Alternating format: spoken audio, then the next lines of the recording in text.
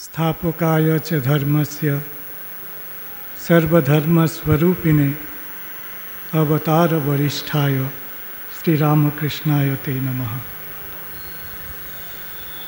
पवित्र रमजान मासेर शुभेच्छा जानाई सकलके।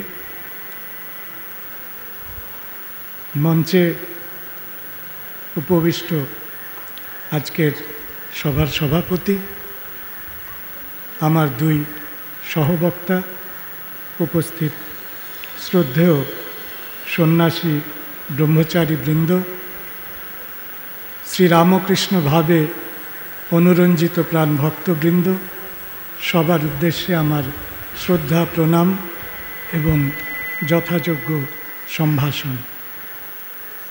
आमार बक्तव्येर विषय स्वामी विवेकानंदेर पाश्चात्य भक्तबृंद।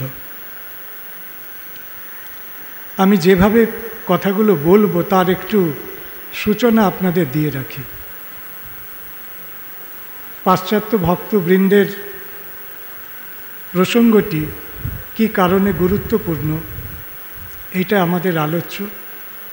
भक्तबृंदेर मध्य थेके निर्वाचित कयेकजनेर संकेत सूत्र तादेर जीवन कर्म एर संकेत सूत्र आपनादेर देव। एकई संगे तादेर काजेर खूब निर्वाचित उल्लेख जेटाके आमरा बोली कन्ट्रिबिউশন, जादेर कथा बोलबो तादेर बाइरे जादेर कथा बला उचित छिलो बा भविष्यते एई आलोचना प्रसंगे बला दरकार एमन किछु कथा उल्लेख करब एवं परिशेषे तादेर श्रीरामकृष्ण भाव आंदोलन এই যে মুভমেন্ট, এই মুভমেন্টে তাদের ভূমিকা কী, যেটাকে আমরা বলি তাদের ফাংশন কী, তারা কে ছিলেন কী ছিলেন অনেকেই আমরা যারা শ্রীরামকৃষ্ণ চর্চা করি তারা জানি, কিন্তু তাদের কন্ট্রিবিউশন মঠ মিশনের প্রতি এবং পৃথিবীর প্রতি সভ্যতার প্রতি মানুষের প্রতি জীবাত্মার প্রতি এই বিষয়গুলোকে খুব সংক্ষেপে আমি বলার চেষ্টা করব। 1893 এবং এর পরবর্তীকালে 95, 96, 99, 2000 স্বামীজির পশ্চিম যাত্রা কোথায় কোথায় গিয়েছেন একটা লম্বা তালিকা। England, Ireland, Scotland, German, France, Italy, Spain, Greece, তুরস্ক ইত্যাদি ইত্যাদি। স্পেসিফিক জায়গার নাম বললে বিরাট তালিকা তৈরি হবে। এই যে প্রায় পশ্চিম গোলার্ধের এত বিরাট বিস্তৃত জায়গায় স্বামীজির ভ্রমণ এবং বেদান্তের প্রচার, এই সূত্রেই স্বামীজির সঙ্গে পাশ্চাত্যের ভক্তবৃন্দের যোগসূত্র। তার ভ্রমণের যত স্থান জুড়ে তিনি ভ্রমণ করেছেন এবং যাদের যাদের সঙ্গে তার দেখা হয়েছে কথা হয়েছে তার মধ্যে যতগুলো তথ্য এ পর্যন্ত পাওয়া গেছে সেটার যদি একটা ম্যাপিং করা হয় তাহলে আমরা দেখব যে এই পাশ্চাত্য ভক্তবৃন্দের ভূমিকা অত্যন্ত গুরুত্বপূর্ণ ছিল। যাদের কথা আমি আজকে বিশেষ করে বলবো সেটা হচ্ছেন সারা এলেন ওয়াল্ডো, সেভিয়ার দম্পতি, সারা বুল, জোসেফাইন ম্যাকলিওড, ভগিনী নিবেদিতা, জে জে গুডউইন, ক্রিস্টেন এবং মেরি পাংকে। এদের সম্পর্কে আমি খুব ছোট ছোট তথ্য উল্লেখ করব কিছু। আমি শেষকালে একটু আলোচনায় যাব, কারণ এদের জীবন কথা বলাটা আমার লক্ষ্য নয়।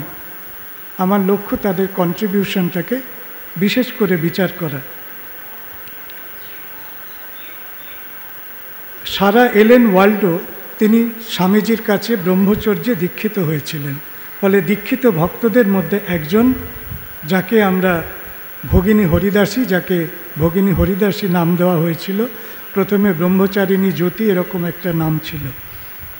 তার মূল কর্মকাণ্ড যেটা আমাদের আলোচ্য সেটা হচ্ছে যে তিনি স্বামীজির বক্তব্য ট্রান্সক্রাইব করেছিলেন। পাশ্চাত্যে স্বামীজি কি বলেছিলেন তার বক্তব্যের কন্টেন্ট কী ছিল, এই বিষয়গুলো আমরা জানতে পেরেছি ওয়াল্ডোর ট্রান্সক্রিপশনের মধ্যে দিয়ে, ট্রান্সক্রাইবের ভিতর দিয়ে, এবং যেখানে তিনি রাজযোগ বিষয়ক বক্তব্য বিশেষ করে রেখেছিলেন সেগুলো আমরা পাই। স্বামীজির 3 বছরের বক্তব্য দুজন রেকর্ড করেছিলেন মানে লিখেছিলেন আর কি। আর একজন হচ্ছেন গুডউইন।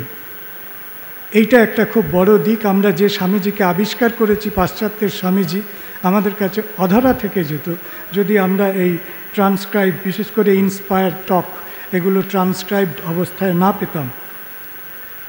স্বামীজি তাকে বেদান্তের শিক্ষা দিতে বলেছিলেন। আমরা দেখলাম প্রথম একজন কাউকে বেদান্ত শেখানোর দায়িত্ব অর্পণ করছেন। তার কাছে বেদান্তের শিক্ষা করেছিলেন অনেকে, কিন্তু শেখানোর দায়িত্ব ন্যস্ত হয়েছিল তার উপরে। এবং তিনি স্বামীজির বেদান্তের চিন্তায় দিশায় তিনি প্রবন্ধাদি লিখেছিলেন। আমরা যেসব সূত্রে তাঁর জীবন কথা পাই সেগুলো এটা একটা পরিপূর্ণ লেখা তৈরি করে আমি যথা জায়গায় দিয়ে দেব, এগুলো আপনারা ওখানে পাবেন। শ্রীমতী সেভিয়ার দম্পতি আসলে লন্ডনে স্বামীজির বক্তব্য শুনে, বিশেষ করে শঙ্করাচার্যের অদ্বৈত বেদান্ত, এই বক্তব্য শুনে তারা স্বামীজির প্রতি আকৃষ্ট হয়েছিলেন।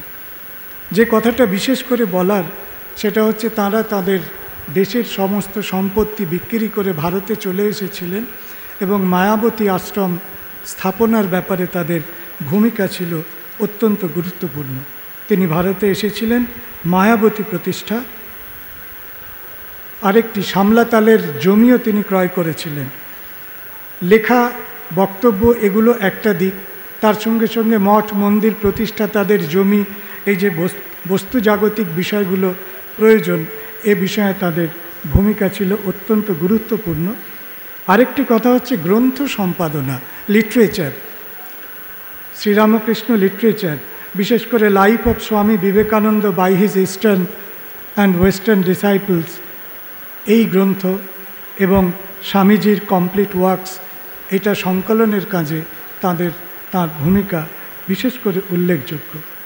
বিবেকানন্দ টেম্পল মেমোরিয়াল ফান্ড তৈরি করেছিলেন আমরা জানি। সারা বুল, পরের কথা যাকে নিয়ে বলতে চাইছি, সারা বুল, তিনি শ্রীমদ্ ভগবদ্ গীতা পড়েছিলেন এবং পরে স্বামী বিবেকানন্দের সান্নিধ্যে এসে বেদান্ত দর্শনে উৎসাহী হয়েছিলেন। তাকে ধীরা মাতা এই নামে স্বামীজি সম্বোধন করতেন এবং স্বামীজিকে তিনি বলেছিলেন ভারতের পুত্র, ইন্ডিয়ান সন। অনেককে অর্থ সাহায্য করেছিলেন ইত্যাদি ইত্যাদি, এই বিষয়গুলো আমরা দেখছি।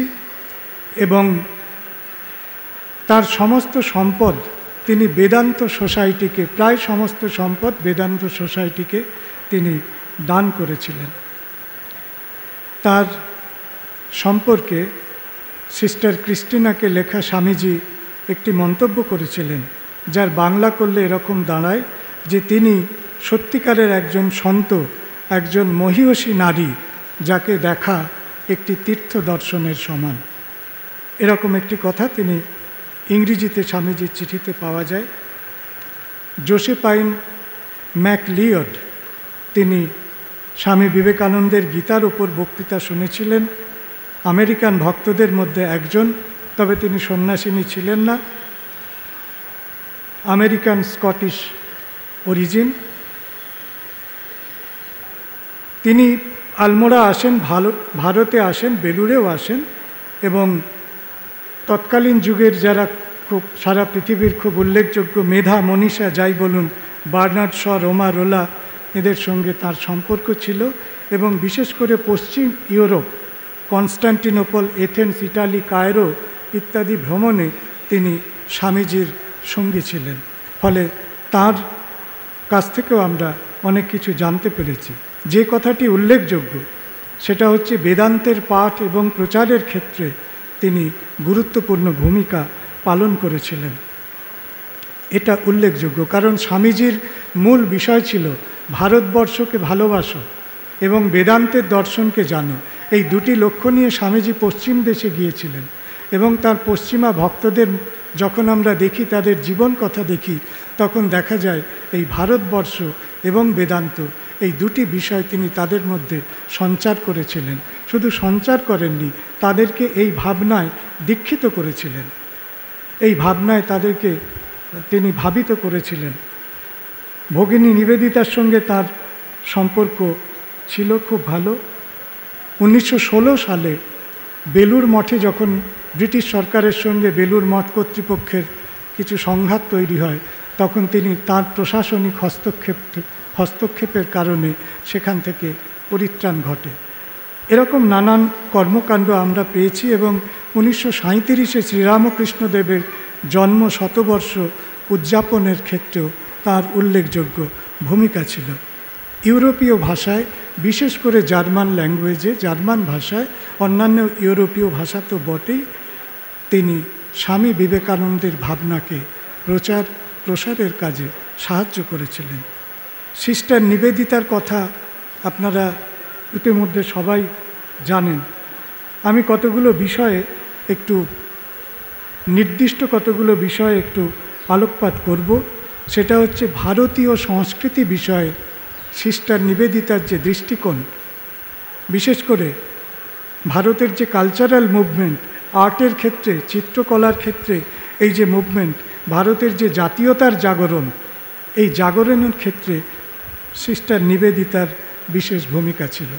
অবনীন্দ্রনাথ ঠাকুর, ভারত মাতার ছবি, এই বিষয়গুলোকে আমরা যদি যোগ করি তাহলে আমরা দেখব যে শ্রীরামকৃষ্ণ মুভমেন্টের বৃত্তের পরিসরের কাছাকাছি যে জাতীয়তার জাগরণ হয়েছিল সেটা কেবলমাত্র ন্যাশনালিস্টিক মুভমেন্ট ছিল না, সেটা একটা স্পিরিচুয়াল মুভমেন্ট এবং একটা কালচারাল মুভমেন্টও ছিল। যে জায়গায় স্পিরিচুয়ালিটি এবং কালচার রিলেটেড, সেই জায়গায় নিবেদিতার ভূমিকা আমরা খুব শ্রদ্ধার সঙ্গে স্মরণ করি।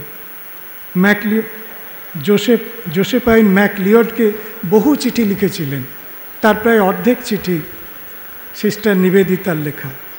জে গুডউইন, তিনি আরেকজন শর্ট হ্যান্ড রাইটার ছিলেন, তিনিও স্বামীজির বক্তব্য লিপিবদ্ধ করে গিয়েছিলেন এবং তিনি স্বামীজির সফর সঙ্গী ছিলেন ভারতবর্ষে এবং ভারতবর্ষের বিভিন্ন জায়গায়, বিশেষ করে lectures from Colombo to Almora, এইটা আমরা তার নোট থেকে পেয়েছি। সিস্টার ক্রিস্টিনের কথা বলে আমি অন্য প্রসঙ্গে যাব। তিনি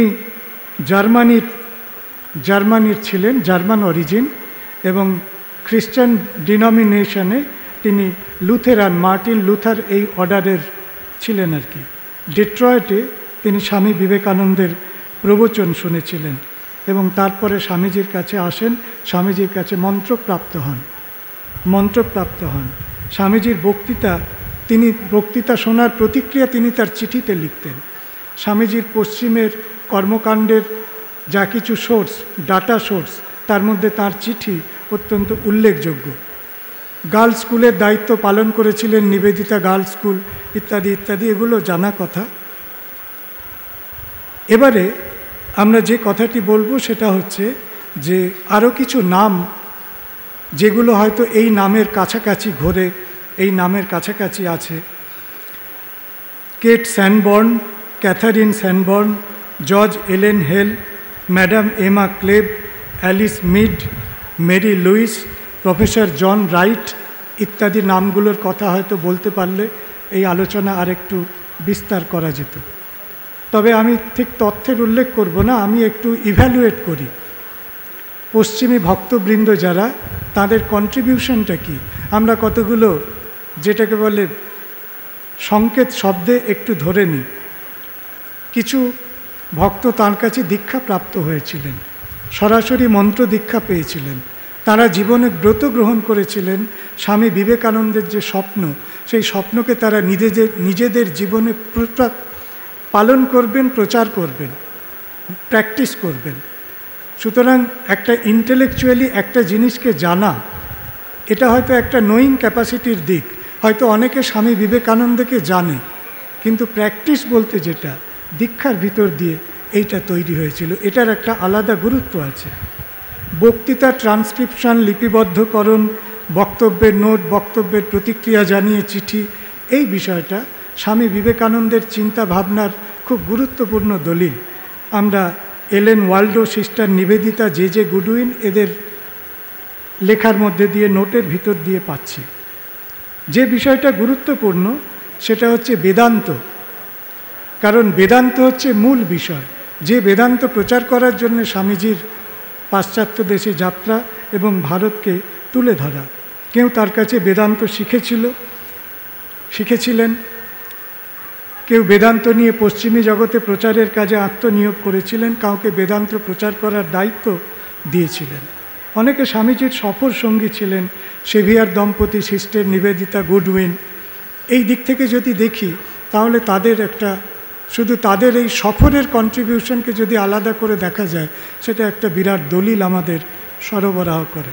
মঠ প্রতিষ্ঠা, মঠের জন্য জমি ক্রয়, একটু আগেই মায়াবতী সামলাতালের কথা বলা হয়েছে। পত্রিকা বেরোয়, বিশেষ করে প্রবুদ্ধ ভারত, উদ্বোধন, প্রেস। এই অবস্থা যখনই সংকটে পড়েছে তখনই জোসেফাইন, সেভিয়ার দম্পতি, ম্যাকলিওড এরা সাহায্য করেছেন, এরা এগিয়ে এসেছেন। ফলে পত্রিকার একটা প্রচারের দিক আছে, সেটা একটা মুখপত্র। নিজেদের লেখা যেরকম আছে, নিজেদের জীবনে প্র্যাকটিস যেরকম আছে, পত্রিকার মাধ্যমে প্রচার আরেকটা দিক। ফান্ড তৈরির কাজে তারা সাহায্য করেছিলেন, প্রশাসনিক সংকটে হস্তক্ষেপ করেছিলেন। 1916 কথা আমরা জানতে পারলাম। স্বামীজির আজকে যে মন্দিরের শতবর্ষ উপলক্ষে এই অনুষ্ঠান হচ্ছে, যে মন্দিরের শতবর্ষকে সামনে রেখে আমরা করছি, এখানেও শ্রীমতী ভগিনী নিবেদিতা এদের এবং আরও দুজনের মহারাজ একটু আগে নাম উচ্চারণ করেছেন। বিষয়টাকে আমরা থিওরিটিক্যালি যদি একটু স্ট্রাকচার করি, তাহলে আমরা গোটা ইতিহাসকে, মানে গোটা হিস্টোরিওগ্রাফিকে, শুধু ইতিহাস নয়, আমরা যদি একটু হিস্টোরিওগ্রাফিক অ্যানালিসিস করি তাহলে 3টে স্তর পাবো, কল্পনা করব। একটি স্তর হচ্ছে স্বামীজি, ঠাকুরমা, বেদান্ত, এই নিয়ে একটা স্তর। তারপরেই রয়েছে ঠিক পাশ্চাত্য দেশে যখন তিনি যান, তখন পাশ্চাত্য দেশের ভক্তবৃন্দ, এটা আরেকটা স্ট্রাটা। তারপরে আমরা দেখছি আমাদের বেলুড় মঠ, মিশন, সন্ন্যাসী, ভক্তবৃন্দ এবং গোটা শ্রীরামকৃষ্ণ বলয়ের যে কর্মধারা, এই প্রথম এবং তৃতীয় যে স্তর, এই স্তরটা, তৃতীয় স্তরটা, তাকে ফেসিলিটেট করার ক্ষেত্রে স্বামীজির পাশ্চাত্য ভক্তবৃন্দদের প্রচুর ভূমিকা রয়েছে, খুব উল্লেখযোগ্য ভূমিকা রয়েছে। যদি এই স্তরটা না থাকতো তাহলে এই ডেভেলপমেন্ট কীরকমভাবে, ইতিহাস কোন দিকে যেত, এটা বলা খুব মুশকিল। কিন্তু একটা কথা বলে না, পরম পুরুষ যখন আসেন, অবতার যখন আসেন, তখন তিনি তার প্রয়োজনীয় সকলকে সঙ্গে করে নিয়ে আসেন। সুতরাং স্বামীজির যারা তার সঙ্গে যুক্ত হয়েছিলেন, প্রত্যক্ষভাবে পরবর্তীকালে তার ভাবাদর্শের সঙ্গে, অন্তত ভক্তদের দেখে মনে হয় প্রত্যেকে তার জন্যই যেন পৃথিবীতে এসেছিলেন, পৃথিবীতে জন্মগ্রহণ করেছিলেন। শ্রীরামকৃষ্ণ মুভমেন্ট কেবল একটা ধর্মীয় আন্দোলন, ঠাকুরের পুজো টুজো করে ইত্যাদি ইত্যাদি, এই দৃষ্টিভঙ্গিটাকে একটু আমাদের আজকে এই স্বামীজির শতবর্ষের মন্দির